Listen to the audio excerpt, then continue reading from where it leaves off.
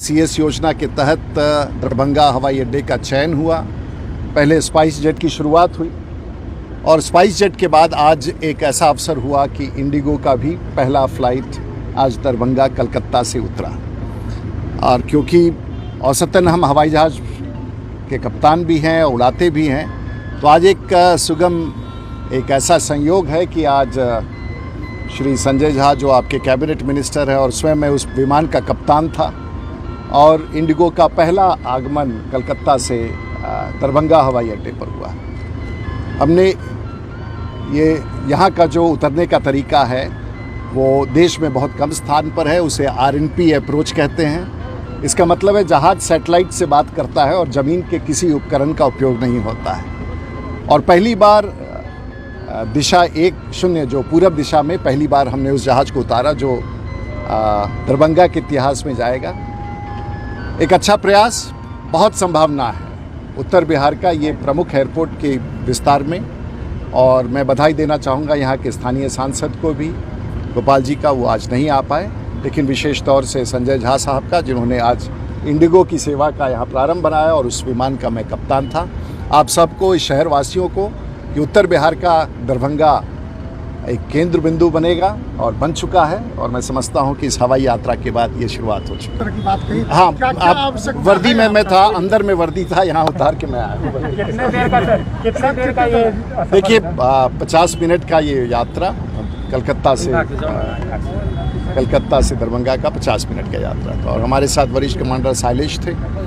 जहाज़ में लगभग 53 यात्री थे। बड़ा अच्छा था। पहली बार कोई सांसद एक विमान का कप्तान दरभंगा उतरा हो, तो शायद इससे बड़ा एक त्यौहार और खुशी का मौका और कुछ नहीं सकता। जब इंडिगो एयरलाइन का फ्लाइट हैदराबाद और कलकत्ता से डायरेक्ट दरभंगा आया है, आज का इस फ्लाइट को उड़ा करके जो पूर्व केंद्रीय मंत्री हैं और छपरा के सांसद हैं राजीव प्रताप रूडी जी, वही उस फ्लाइट को कलकत्ता से जो दरभंगा आया है उसको लैंड करवाया।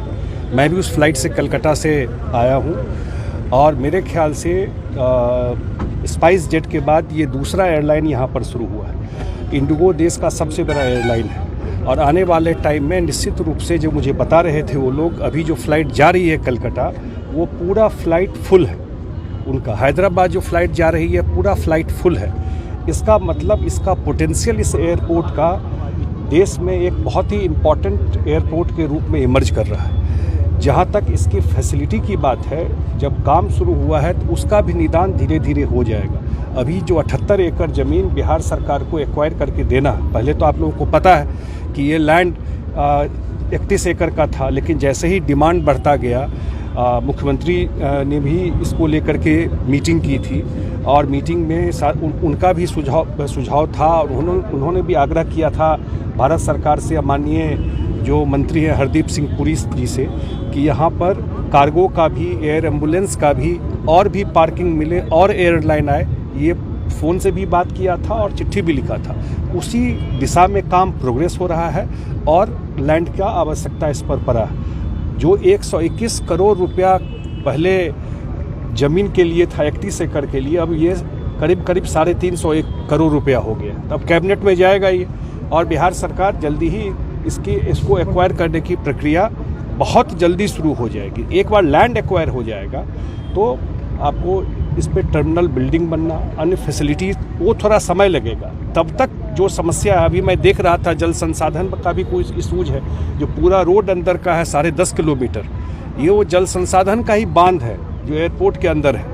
तो मैंने कहा है अभी कि भाई उसको भेजिए, इसका पक्कीकरण हम लोग करा देंगे पूरा 10.5 किलोमीटर का। तो अंदर में जितना मूवमेंट करना होगा, सिक्योरिटी का बात है, अन्य चीज़ें हैं, वो आसान हो जाएगा। ये लो लैंड एरिया है तो 10 एंटी फ्लड स्लुइस है। मैं टेक्निकल बात सब बता रहा हूँ, तो वो भी फंक्शनल रहे और ज़रूरत होगा तो और बनवाएंगे जल संसाधन से।